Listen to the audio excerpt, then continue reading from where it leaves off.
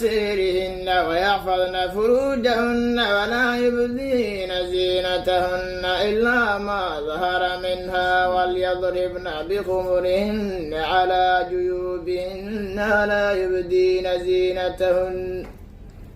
إلا لبعولتهن أو آبائهن أو آباء بعولتهن أو أبنائهن أو أبناء بعولتهن أو إخوانهن أو بني إخوانهن أو بني أخواتهن أو نسائهن أو ما ملكت أيمانهن أو التابعين غير أولي الإربة من الرجال أو الطفل الذين لم يظهروا على عورات النساء ولا يضربن بأرجلهن لا يؤمن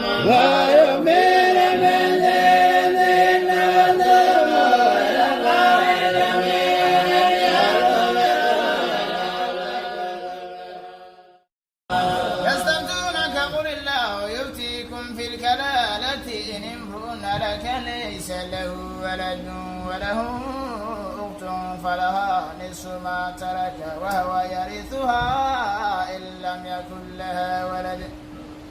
فإن كانت اثنتين فلهما الثلثان مما ترك وإن كانوا إخوة رجالا ونساء فللذكر مثل حظ الأنثيين بين الله لكم أن تضلوا الله بكل شيء عليم.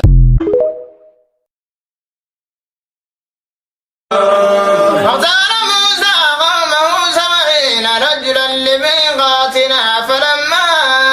أخذتهم الرجفة قال رب لو شئت أهلكتهم من قبل وإياي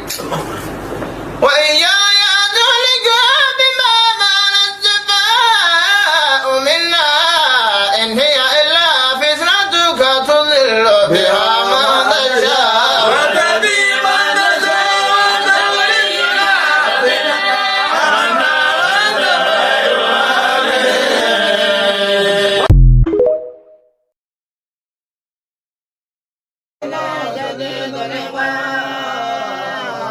حرمت عليكم الميتة والدم ولحم الخنزير وما أهل لغير الله به والمنخنقة والموقوذة والمتردية والنطيعة وما أكل السبع إلا ما ذكيتم وما ذبح على النصب وأن تستقسموا بالأزلام ذلكم فسق اليوم يئس الذين كفروا من دينكم فلا تخشوهم واخشون اليوم أكملت لكم دينكم وأتممت عليكم نعمتي ورضيت لكم الإسلام دينا فمن اضطر في مخمصة غير متجانف للإثم فإن الله وإذا كنت فيهم فأقمت لهم الصلاة فلتقم طائفة منهم معك وليأخذوا أسلحتهم فإذا سجدوا فليكونوا من ورائكم ولتأتي طائفة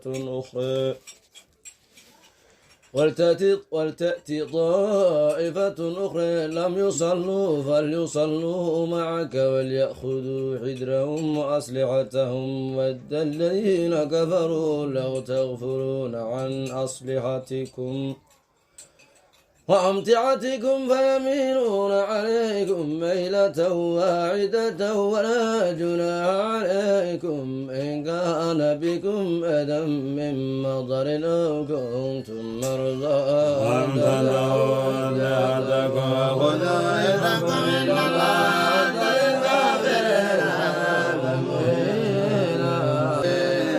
وبما نقضهم ميثاقهم لعناهم وجعلنا قلوبهم قاسية يحرفون الكلم عن مواضعه ونسوا حظا مما ذكروا به ولا تزال تطلع على خائنة منهم إلا قليلا منهم فافعلوا فإن الله يحب المحسنين فإن العزة لله جميعا. وقد أنزل عليكم في الكتاب أن إذا سمعتم آيات الله يكفر بها ويستهزأ بها فلا تقعدوا معهم حتى يخوضوا في حديث غيره إنكم إذا مثلهم إن الله جامع المنافقين والكافرين في جهنم جميعا. ودوا لو تكفرون كما كفروا فتكونون سواء فلا تتخذوا منهم أولياء حتى يهاجروا في سبيل الله فإن تولوا فخذوا ما تنهوا حيث وجدتموهم ولا تتخذوا منهم وليا ولا نصيرا. يشاقق الرسول من بعد ما تبين له الهدى ويتبع غير سبيل المؤمنين نولي ما تولى ونصلي جهنم ساءت مصيرا.